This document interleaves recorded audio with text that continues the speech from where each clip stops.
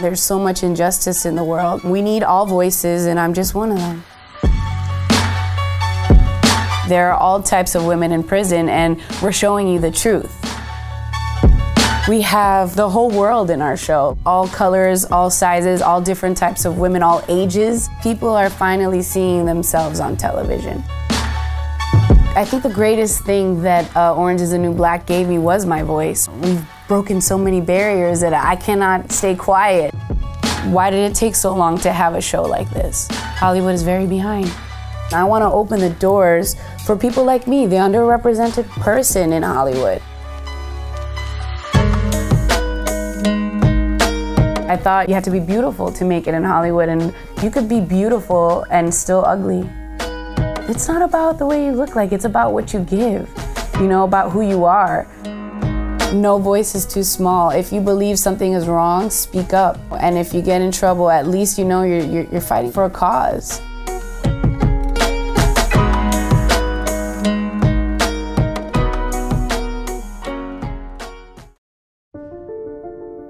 They say that the human race is doomed, that we have lost touch with our true nature, that the media has corrupted us, and that the planet has no future. I disagree. I believe that humanity is full of hope, and that our salvation lies within each one of us. My name is Brian Rose, and my job is to listen, the oldest method of learning known to man. Each week I seek out individuals that are changing the world, people who are living and thinking in a different way. Their stories will challenge your beliefs, make you question your choices, and perhaps inspire you to change. I never planned on doing any of this, but now I can't stop. Join me on this mission and make humanity something we can all be proud of. It's time for you to man up, to once and for all tell your mind who the fuck is boss. I need a fucking answer. What's it gonna be? I don't know what it is about this fucking sport, but it attracts people that really need to do deep work on themselves. I failed in this city. All these bad memories. I never really felt like I gave a fuck about me or my life. I almost killed myself, like. Think about something that is going to drive you when it really hurts. Some kind of demon you want to fight. This is not Pussy Man, this is Iron Man. Under pressure reveals true character. What are you gonna do? You gonna be in Chattanooga May 20th or what?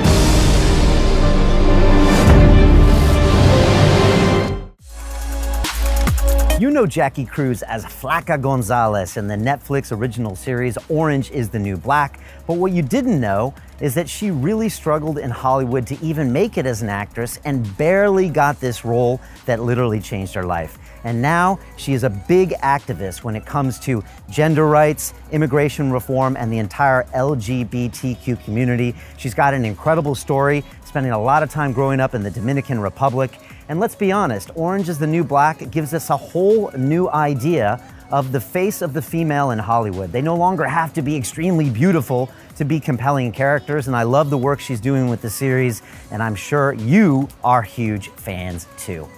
And over here in London, inside the Academy, we are busy. We're working on our Speak to Inspire public speaking course. Whether it's in your business or whether you're on the TED stage, if you want to communicate better with your voice, we are the ones to teach you inside the Academy. We've also got our Business Accelerator. Check it out. London Real doesn't stop when the conversation ends. You see, that's when we get started. Because everything begins with a thought, and then comes the action. The London Real Academy is our global transformation platform. Here we bring together thousands of students from over 75 countries. Whether you want to build a profitable business from your passion, or learn to speak to inspire, or broadcast yourself with your very own podcast, or accelerate your life to become a high-performance person, we have the online accountability course and personal mentoring program that will make your dream a reality. Join us, and we'll take your life to the next level together. Our next accelerator course is starting soon.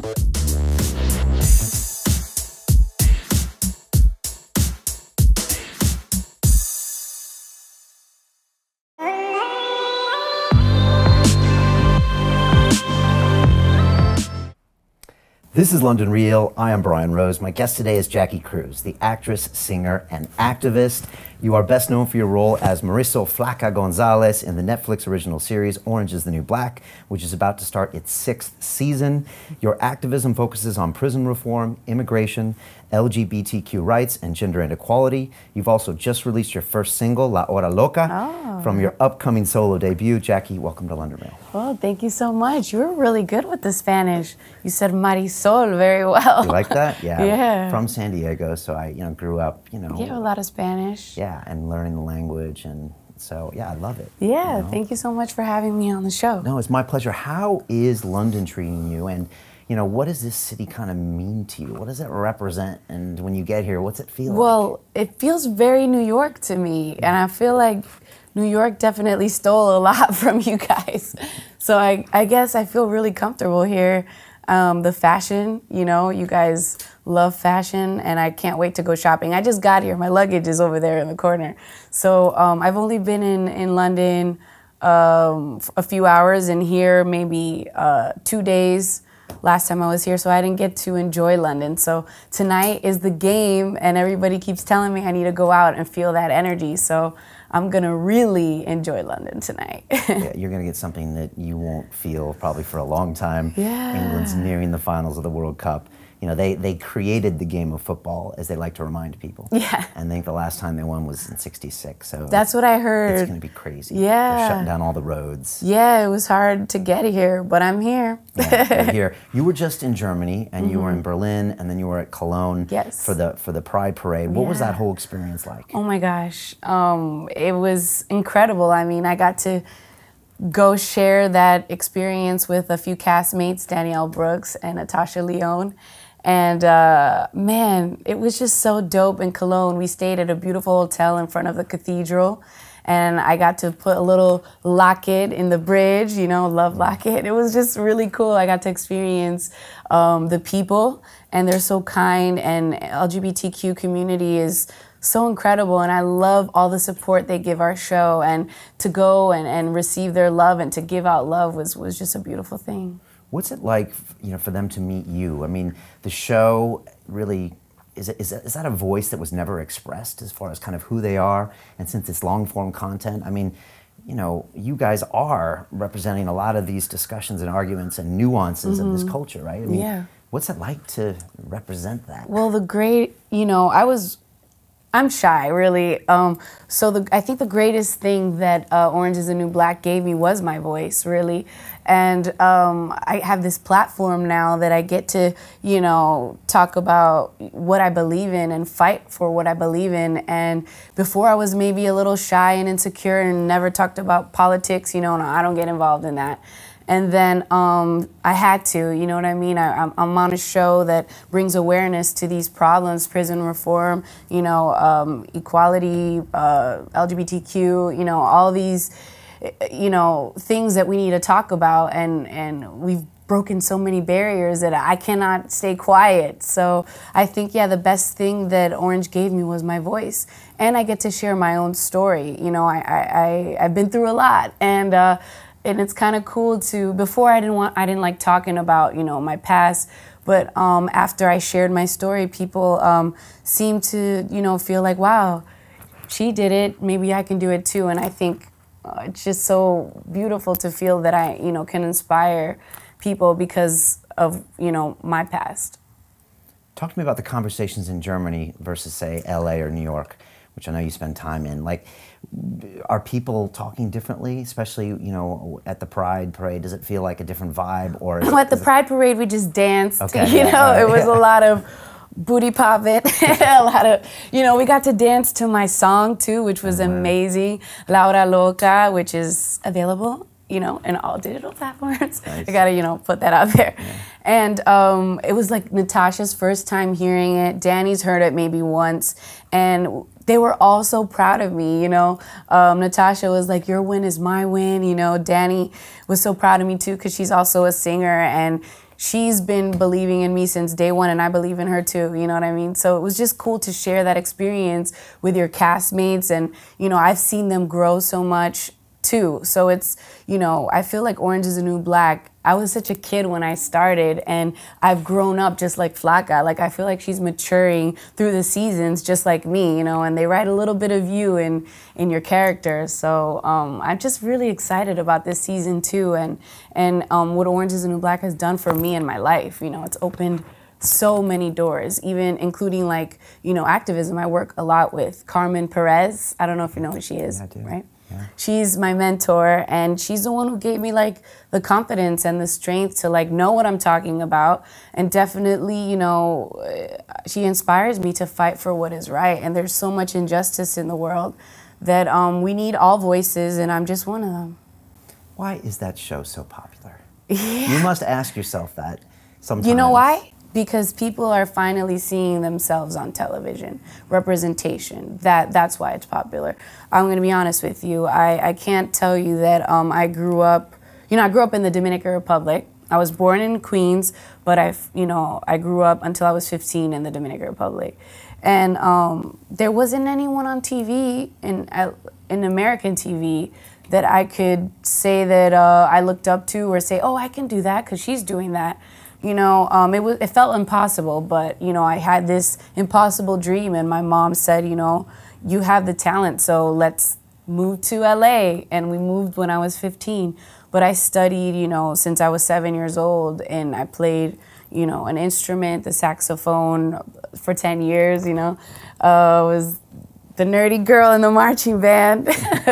But it was a lot of fun, you know. And Hollywood was not easy when I got there because of representation. I was not getting roles. I was this brown-skinned girl with long curly hair, and they didn't know what to do with me because I didn't look what they're used to seeing in Hollywood, which is mostly the Mexican, you know, ethnicity, really, and I'm Dominican, so we all look different, and I feel like that's why our show is popular, because we have the whole world in our show, like, all colors, all sizes, all different types of women, all ages.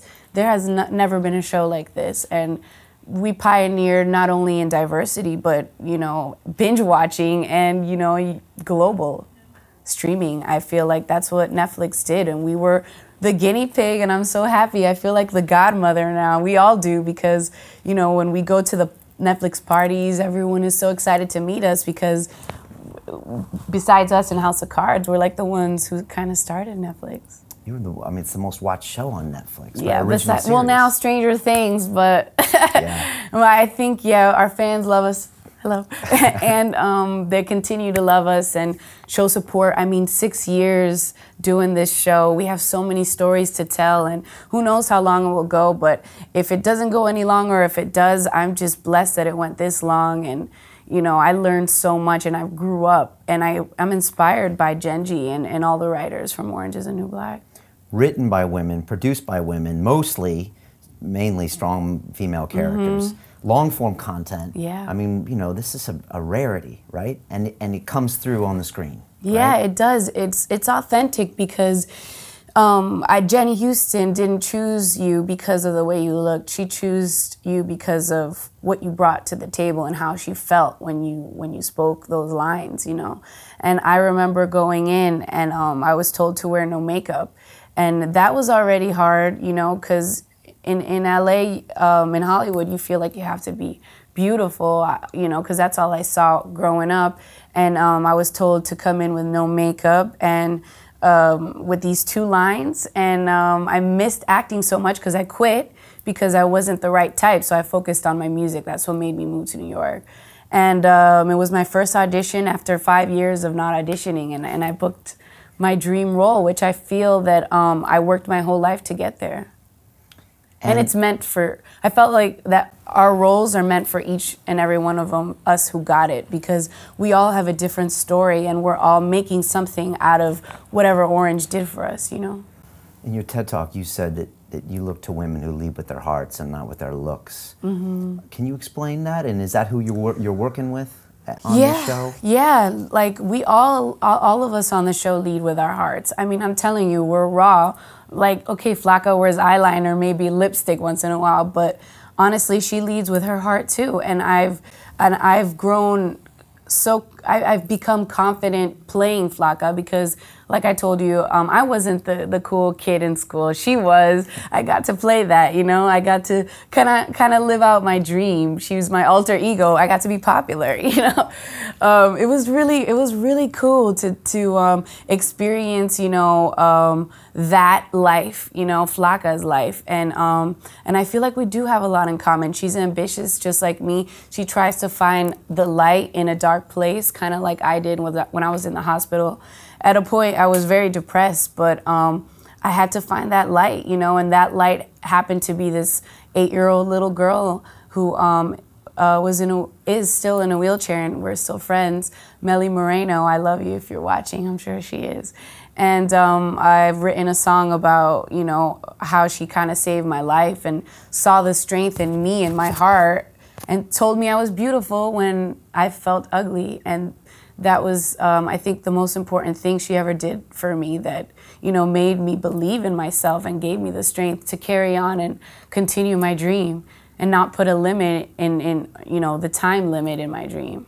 Because I've been working on this my whole life and I got my big break, you know, mid-20s. Serious break. Yeah.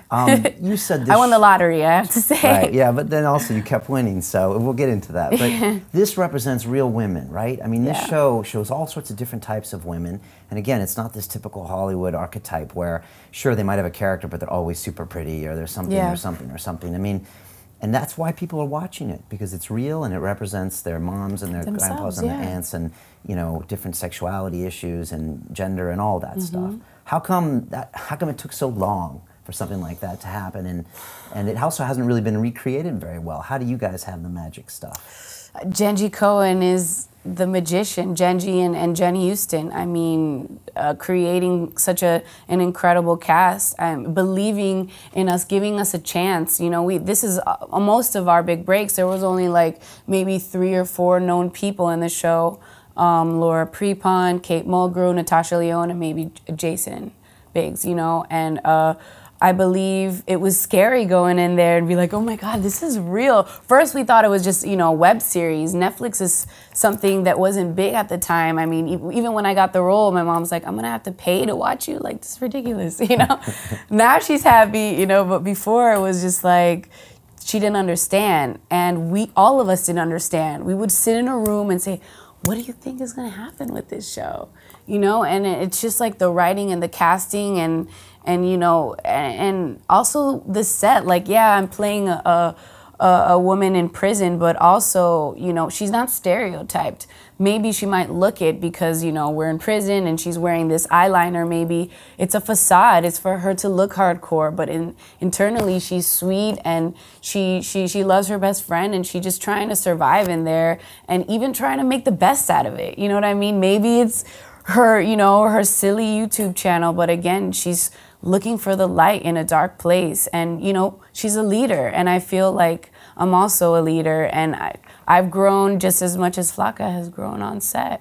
You know what I mean? And I think that she's waking up. She's getting woke right now because we're in a new place. It's not Litchfield anymore. Season 6 is, you know, how do you say, the guards, you know, the power tension between the guards and the prisoners, it's intense. It's intense and it's worse, you know, because we're in a different facility, you know, maximum. So we're gonna show, you know, what the show's been showing since day one, the injustice, you know. That's what's the key to our show. And you know, it's, I don't know, it's inspired me to open up my own production company because here I am in a, you know, a hit show and everyone thinks that it's so easy for me now in Hollywood, but it's not. It's not, because Hollywood is still so behind, like you said. Why did it take so long to have a show like this? Hollywood is very behind, but it's waking up, you know, with the Me Too movement. You know, we have to continue to layer in that Me Too movement with women who are incarcerated. You know, we are the voices for them, you know, that's why I can't stay quiet.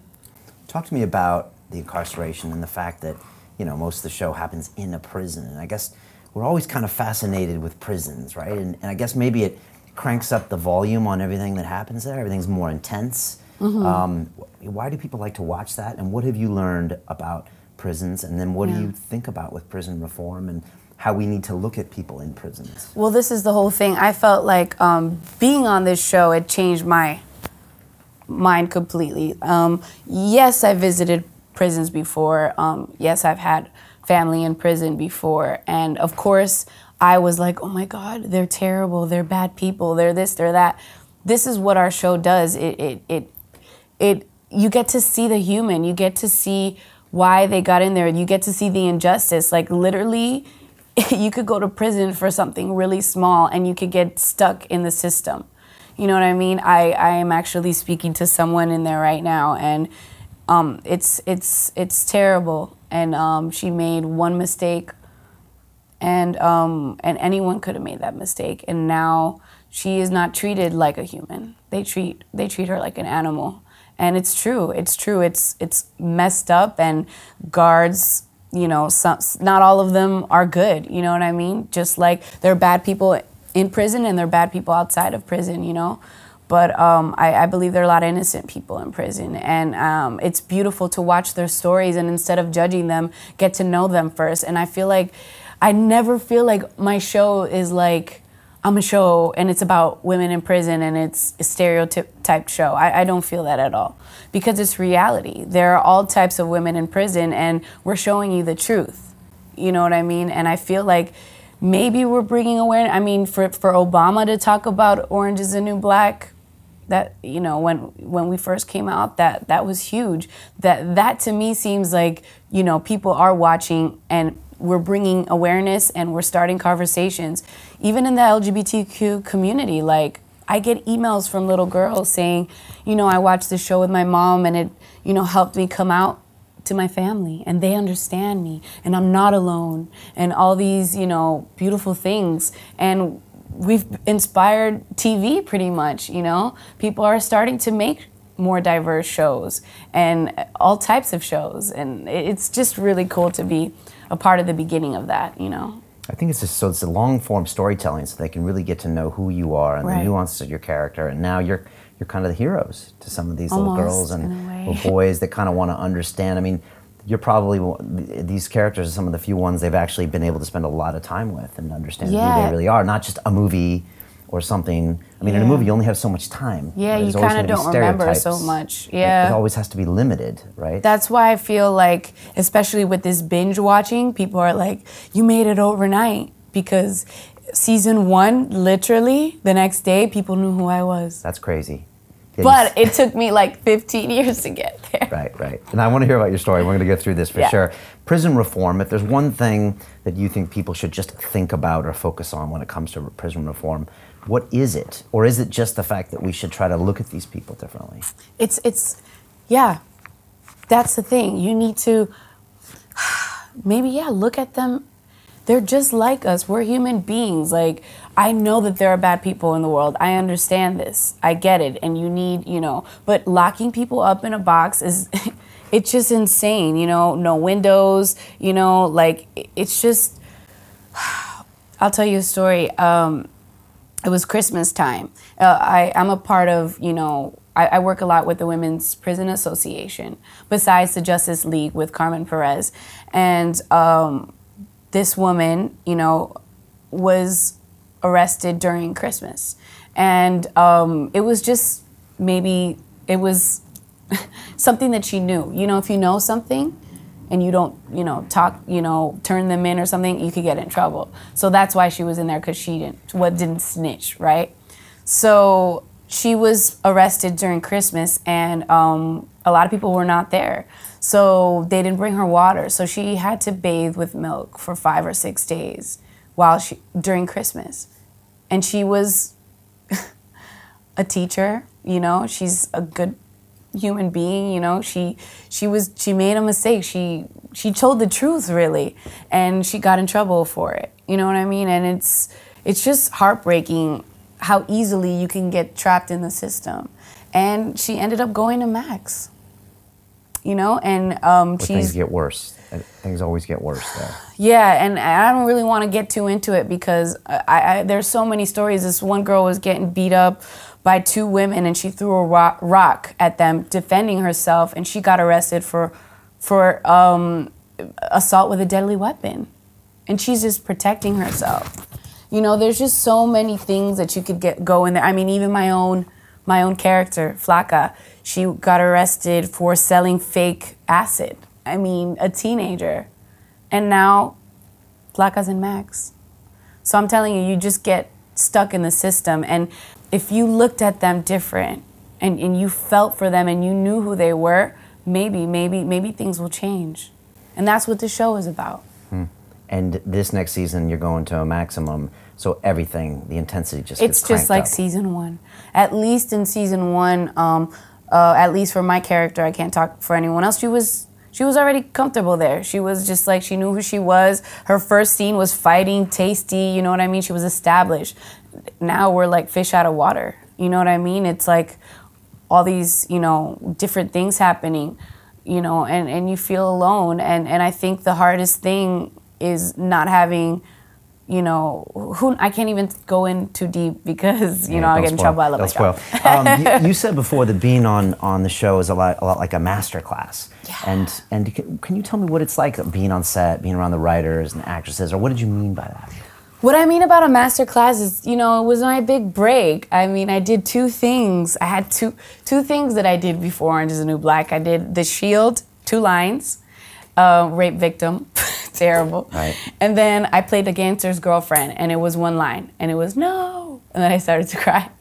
So this was like my big break, and it was again 2 lines. So I just felt like I needed to give it my all because I didn't know what I was getting myself into. And when I found out who was in the show, I just felt like it just felt hopeful. This show, it just felt hopeful because the writing was so good, and you know, you had to go in there prepared, you know, because no one knew who was staying. It was like Survivor, you know? So that's what I mean by a master class. Like, you know, Genji Cohen had a show called Weeds. It was a success. So you just had to be prepared, and the writers were incredible, and, you know, the producers, and they were into you. Every single character, they were into you. Flaca had 2 lines or 3 lines, and like maybe in 7 episodes, I didn't, you know, I was sprinkled. And then season 2, I was sprinkled a little more. Season 3, I was really sprinkled. I got my backstory. Season 4, I became a series regular, and continue on. My character just keeps growing, as have, you know, I have. You know, and now I feel like a pro, you know, I'm in there and I feel confident and I know my character, and, you know, now the directors kind of ask you, what do you think? Which was cool, because before it was like, what do you think? You know? So I just feel more prepared and established, and I get to work with the most beautiful, you know, women in the world who are so intelligent as well, and we get to feed off each other and grow with each other. That's what I mean by masterclass. Yeah. How many more series are left, do you reckon? I mean, 6 is a lot. I'm telling you, I really don't know. There's so many stories to tell, but regardless, I mean, this show already made history, so I think Orange did what it needed to do already. So I'm just proud to be a part of history on Netflix and globally pretty much, and I'll always be remembered for that. And it opened the doors to live my other dreams, you know. I don't believe that you don't have to, you know, do just one thing. I'm also, like this year, I'm like, you know what, I think I'm a visionary. And I started writing all these ideas, and I have this incredible author, Carol Garlick, who's writing my feature right now, which I'm doing a short for it at the end of the month. And it, you know, I directed a little short myself, and, you know, I'm writing my music. My album is gonna come out soon, and I just think that Orange gave me the confidence to continue to to work on my dream. And singing has always been my first love, but that does not take away from my acting. I believe they go hand in hand. Like literally, I feel like my music is almost like for movies. So I actually wrote a song for an independent movie that I just filmed called All the World is Sleeping with a director called Ryan Layson. And the other actress, her name is Melissa Barrera, and she's on a show called Vida in Stars, which is also an incredible show. And yeah, I got to write the song, the director heard it, and it's gonna be at the end of the credits. Wow. So this is just, it's gonna be a wonderful year. So these other creative outlets just help you be better all around. Yeah, and I'm just, you know, this is what, you know, confidence, I guess, feels like. Before, when I first got into Hollywood, I would just, you know, at the Oscar party, you know, I would just sit around. I would see, like, all these incredible people. Like, I saw Salma Hayek. And, like, just thinking about it, you know, gets me nervous. And I had the courage to say hello.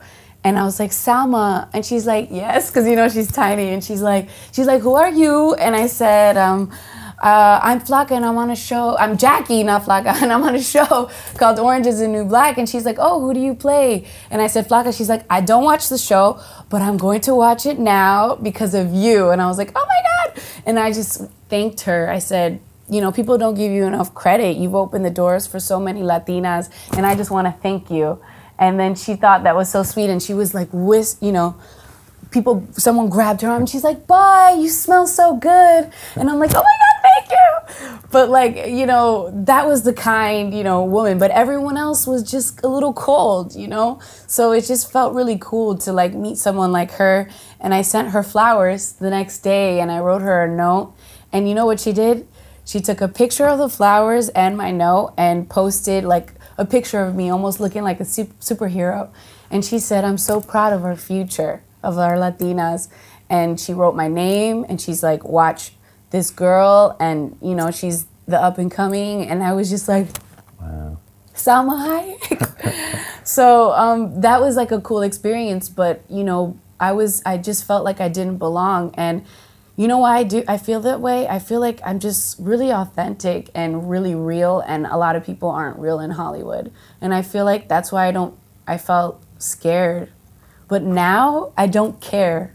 Okay. I just walk in the room, and you know, they're human beings. I don't know why we like I want to feel like approachable. You know what I mean? Because Flaca, you know, when people see me on the street, they're like, hey girl, they don't know where they know me from. But, you know, then they're like, oh my God, you look like that girl. And then I'm like, yeah, I am. And they're like, holy shit. Can I say shit? Sorry. And they hug me, and then, you know, they take a picture, and it's just so amazing. And I always want to be like that. I can't tell you, I don't think there's someone that says that I was mean to them. Maybe one time I said no because I was crying on the phone for a personal thing, and I was like, I can't right now. But other than that, like, I just want to feel approachable, and I want you to believe that whatever I did, you can do. That's what I want you to believe, and I want to open the doors for people like me, the underrepresented, you know, person in Hollywood. And I don't, you know, my little sister's 11 years old, and she's watching me on TV, and it's not impossible for her now. She speaks Mandarin, she speaks Spanish, she is so confident, and I'm sort of like her role model, and it's so amazing to have that, you know? Knowing what you know now about LA, how would you give advice to like your sister, or even to the younger you, on what to do differently? And do you live there now, or I live in New York. Because of that reason? Well, the doors were definitely shut and locked when I lived in LA. You know what I mean? Okay. Because I told you, the type. I continued to play the gangster's girlfriend, and barely because maybe I was good at acting. You know, I got the role because of my chops, not because of my look, which was cool. I think everything I've gotten is because of my, you know, my talent, not because of the way I look, which is a blessing, you know? And I think we should continue that in Hollywood and forget about the look and just go for, you know, the talented person, you know what I mean? Instead of the stereotype. And if the advice I could give my sister is just to make your own opportunity. don't wait for someone to hire you. Like, do your own short. Like, work with people who are hungry. Like, right now, my team, my crew, like, they're NYU graduates. Like, they're hungry, they're talented, they're creative, and they see my vision and they help me, like, make it possible. So pretty much that's the advice I want to give. Don't worry about them saying no. Continue to audition, because it'd be great that if you get a show like Orange is the New Black, so it could open doors for you, but that don't let go of like living your dream or creating your own work, you know? Create your own opportunity. That's what I believe in, and that's what I'm continuing to do right now. Don't wait for the phone to ring. Make the call, right? No, I believe in yourself, right? Number one. And say yes to you, you know what I mean? If God, I don't know if anyone believes in God, but I do. And if he whoever did, put this passion in your heart, I'm telling you, that is exactly what you're meant to do. Just don't, worry so much. Yes, there's going to be bad times in your life. I mean, I could tell you a million bad things that happened in my life, but now I get to share that story. And now I go back, even, when I was told to come in with no makeup, I went back to the time where Melly told me I was beautiful with no makeup. And I was like, it's not about the way you look like, it's about what you give, about who you are. And people see that. You could be beautiful and still ugly, and I've met a lot of people like that in Hollywood. Yeah.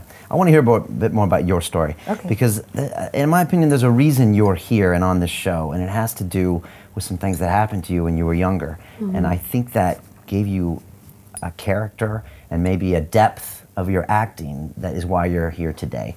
Maybe you think the same thing too. Mm-hmm. And so for people that don't know, you're born in Queens. Yes. So New Yorker, and you always wanted to be an actress? Well, after I saw The Bodyguard in the Dominican Republic. Okay. Right. But it was all dubbed in Spanish. So and even the light went off, because in my country, the light goes off. It's terrible. Like, se fue la luz. Like, that's like, oh, the light left. And then it came back on because they turned on the generator, and she was singing, what was the song? I've always like, that's what came on. And I was this little girl, just like, I think I even cried. And I just walked, my mom was carrying my brother, and we walked home, and I told my mommy, quiero ser cantante y actriz. I want to be an actress and a singer. And she's like, okay.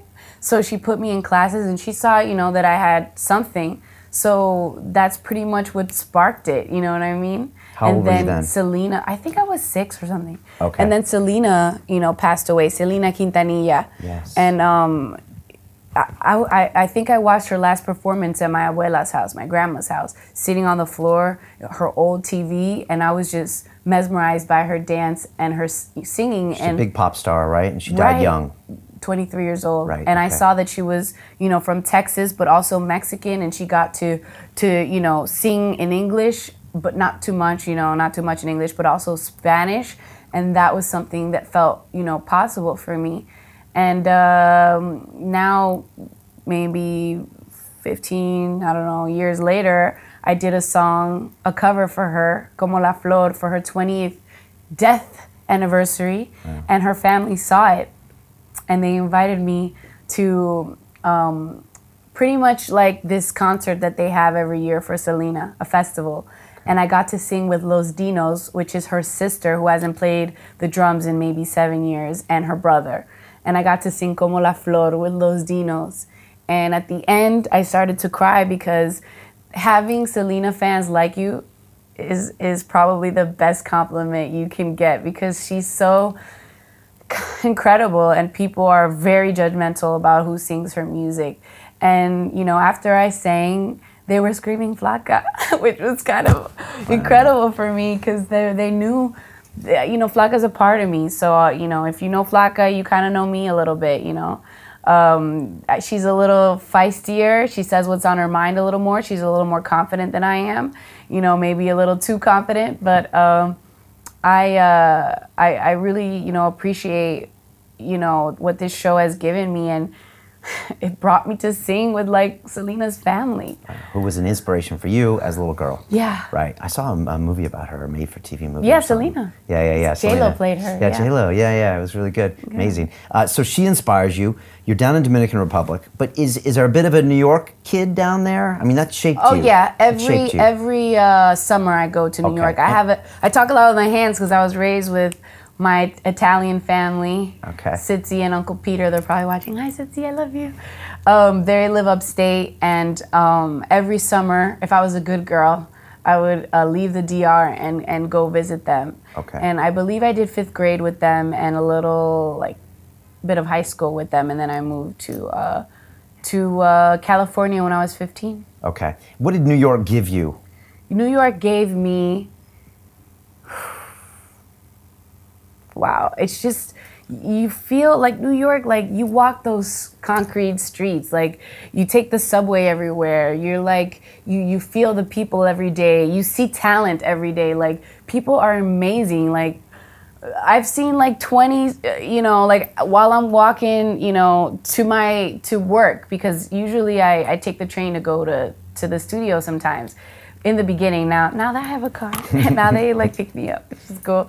But we would take the train, and like I would see, people playing the guitar and singing, the drums, like all these dancers, like you just feel inspired and creative when you're walking down the street. I just feel like it made me dream more and never give up. I just felt it was possible just because I'm surrounded by people who want the same thing, and it's such a live city and it never sleeps.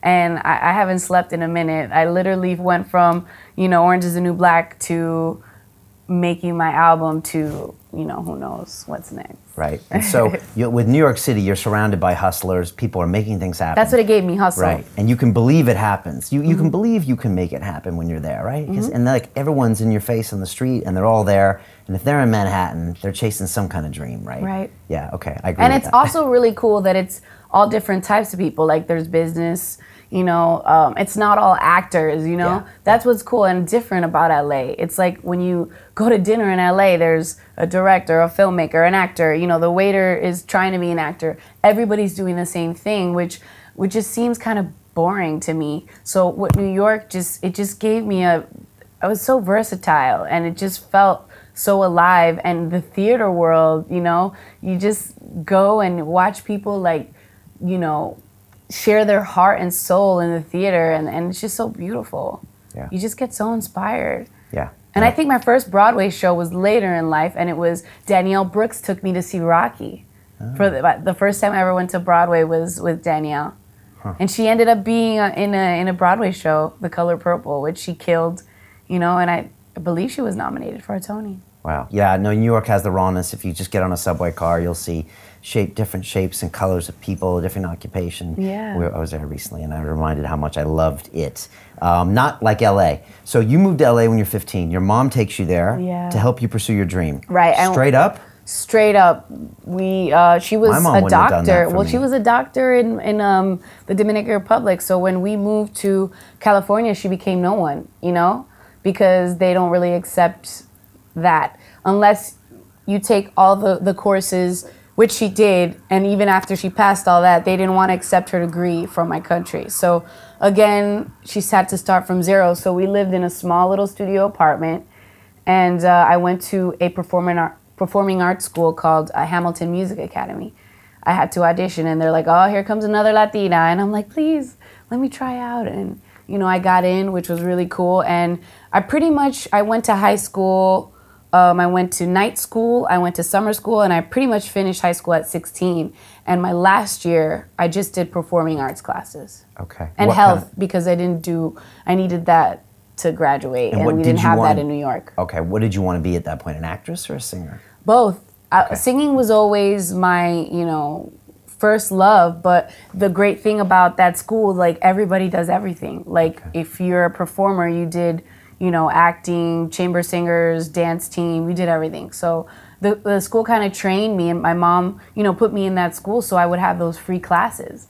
And, Fiona Apple went to that school, Emil Hirsch went to that school, all the B2K went to that school. Like all these like famous kids went to that school. So it just felt like I was in the right place. Okay. A lot of talented kids go there. What happens when you're 16?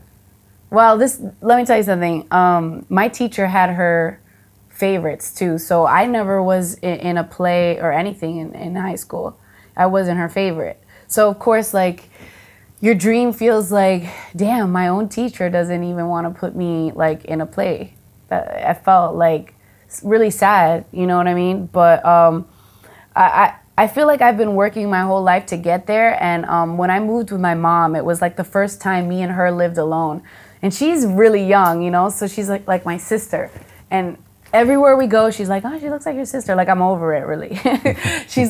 And then she's like, Jackie, she's funny too. She's like, at this office, they think you're my niece, okay? They didn't want to hire parents. I'm like, Mom, you're such a liar. You just don't want people to know her age, you know what I mean? But it's funny. But anyways, at 16, you know, she said her boyfriend was moving in. And I was like, your man is moving into our little studio? My bed is already in the kitchen, you know? So I was working in the coat check, you know, at this underage club. I've been working in clubs since I was 15. I did coat check. I was a go-go dancer. I did all these crazy things. And then I told this girl that I met at the club, I said, my mother, you know, she's moving in with this, you know, boyfriend of hers, which ended up being her husband of 15 years. That's my sister's father. Okay. Which she just found out that we have different dads. And she's like, can we just not talk about it? Anyways, that's another story. And I went home and I said, you know, Mom, I don't like your rules. I know you changed your whole life for me. I'm so ungrateful, right? And she became no one for me. And teenagers are so terrible. And I moved out. And then things got bad with this girl. Like, she lost her apartment and the car that I was impressed, you know, 'cause she was driving her Honda Civic. She would drive me to school. This is the friend you moved in with? Right. Okay. So you left house at 16. Said, right. I'm going to go live with this other girl, whatever. I'm going to go live with this other girl. And that's pretty crazy. Yeah, we were on our way. We got free tickets to Wango Tango. And I was starting to, like, miss school. I was starting to be a little rebel. I got my, you know, belly ring, you know, pierced. I got a tattoo. I was doing all these things because I was very closed. You know, my mom had me in school all the time, wanted to make me, you know, good. And I was, you know, with my Christian family, the Italian family, who, you know, showed me my values. But I think they were too, you know, protective. And I couldn't wear, like, you know, things showing my shoulder. And I was just, you know, I wanted to be a teenager. Right. So I ended up kind of repressed, and now it's time for freedom. Right. And now you're 16 without a parent in LA. Mm-hmm. That's crazy. Mm-hmm. And we won these Wango Tango concert tickets. And on the way there, she started racing the guy who was taking us to the freeway. And then I remember saying, "Are you crazy? What are you doing?" And I was not wearing my seatbelt, and she was. And she actually had a knot in her seatbelt. It wasn't even working, her seatbelt, that well. And nothing happened to her, and the car flipped. We got in an accident. The car flipped 3 times, and I went out the window. So my whole life changed pretty much. Like, this girl that was my supposed friend was calling her mom because she didn't have a license. She was 16. I was 17. And I believe it was a guy on a bicycle, which... if he ever sees me, I hope he hits me up because I'm dying to meet him. He saved my life. He called 911. So you're on the ground. On the ground, bloody, and I got up, and then I fainted. She's calling her mom. She's calling her mom. No one's calling the ambulance. Nobody's calling the ambulance, and this guy saw me, and he called the ambulance, and I was rushed to emergency where I had to have brain surgery. And if I wasn't dying, I probably wouldn't be here right now.